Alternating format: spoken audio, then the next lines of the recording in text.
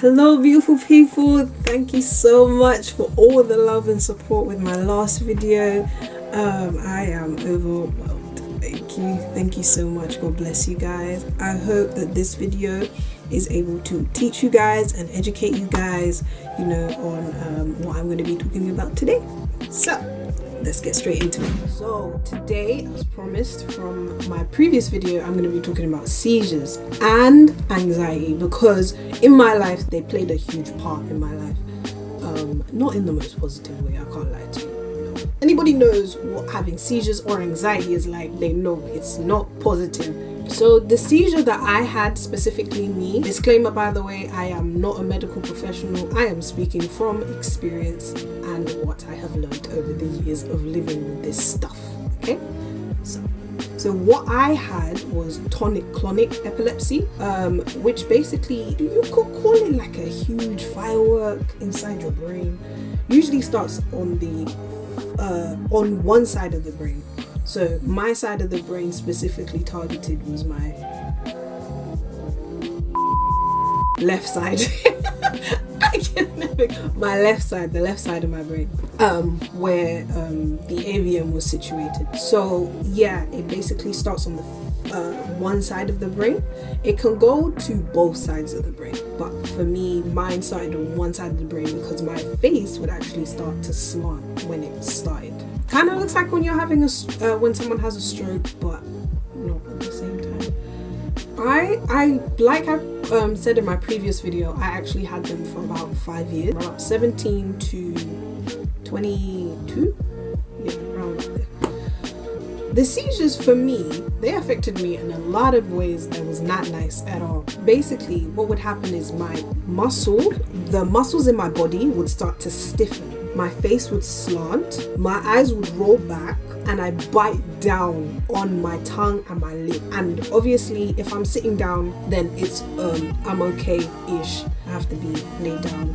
If I'm standing up, that's it. Everything knock off, finish, that's it. I'm falling on the floor. But at this specific moment in time, I am in a lot of danger. If I'm not guided onto the floor, I will hit my head. And the amount of doctor's notes or like ambulance forms that I have, and I read them and I'm like, when did I do that? Like, I don't remember it, because it actually takes parts of your memory. Like, you can forget a whole day. I would forget the previous day to the point where like our family could be talking about like family trips and things like that, and they'd be, oh, do you remember when this happened? Do you remember when this happened? And my mind would just be like,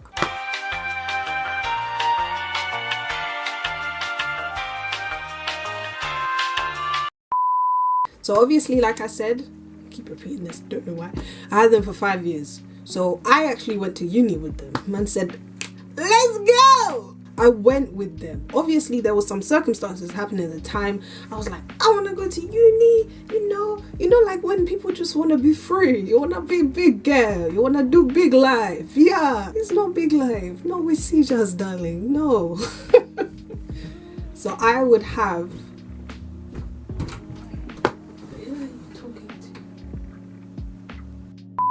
And we're back.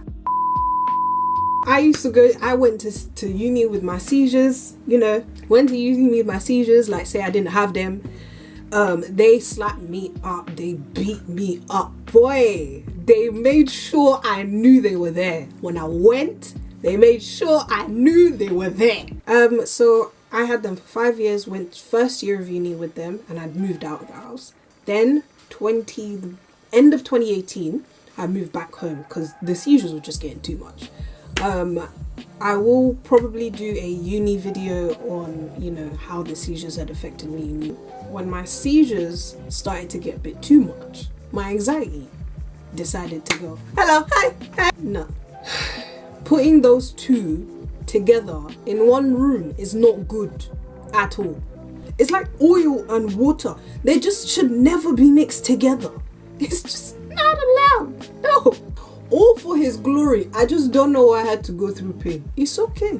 I don't mind. I started to, because of the amount of seizure, Because of the amount of seizures I had, I started to get anxiety and also panic attacks. So the panic attacks would actually trigger the seizures. So I would think in my head, if I get out of my room, because I was in my room a lot, if I get out of my room, I'm gonna have a seizure. To stay in your room. But then I needed to pee. I had to get out to go pee. When I go out to go pee, I'm still panicking in my head that I'm gonna have a seizure. Get into a panic attack. The panic attack triggers the seizure. And whatever happens after that. I am so blessed that God continued to protect me during those seizures. I cannot lie to you. I hit my head a couple times. That's also, I can't lie. Was not the greatest time of my life. I feel like my seizures really put me in a lot of fear. Now, coming out of everything, I wouldn't say coming, like stepping out.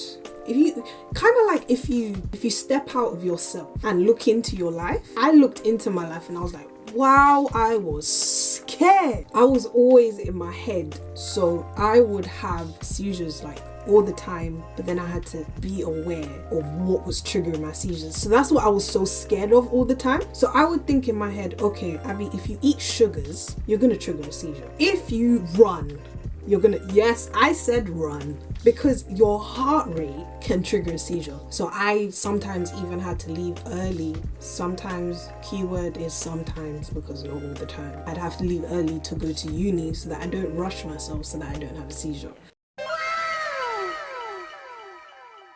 So guys, I'm going to teach you the do's and don'ts of seizures and how you deal with them. Don't put anything in their mouth. The jaw is, I feel like it's the strongest thing ever, because I locked down so hard on my jaw one time, I broke a tooth. So don't put anything in their mouth, ever. Do not stop them from jerking. The pain that they will feel afterwards will be worse if you stop them from moving. If they start doing this, it's because all the neurons are firing and everything's going crazy. So you can't stop them from moving. You have to leave them to move. During a seizure, you can actually lose control of your bowels and your bladder at the time that you're having a seizure. I've done it before. I've peed myself before. Well. Now, onto the do's. Do help them, guide them on the floor. When someone is standing and having a seizure, guide them onto the floor, lay them in recovery position. Also, once they come out of consciousness, ask them what their name is, where they are, where they were going, just small things like that, just to see if they're able to understand what's going on around them. Because at that specific moment in time, when you do have a seizure, you are confuzzled. You are confuzzled. But the important thing is always to ask their names. When they are on the floor and they are on recovery position, put something underneath their heads, because they're going to be doing all of this stuff. Their head's also going to be moving, so put something underneath their head to support their head so that they don't mash it up too much, because that also hurts. That has been me and my anxiety and seizures, which are not a part of me anymore.